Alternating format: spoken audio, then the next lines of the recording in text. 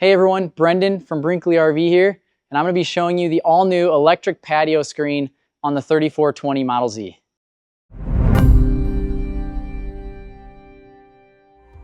This is the new powered rear patio screen, so it does plug into a 110 outlet, but that outlet is tied to the inverter, so if you have an inverter on board, no shore power, you can still run it.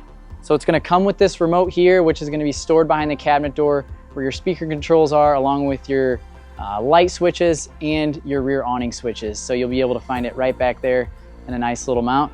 So it's pretty simple. We have it already programmed from the factory.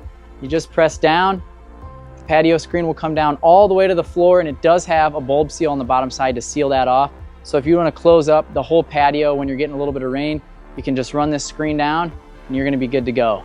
I'll stop it right there, run it back up, and it's as simple as that. Awesome, nice feature. You don't have to roll anything up or pull anything down.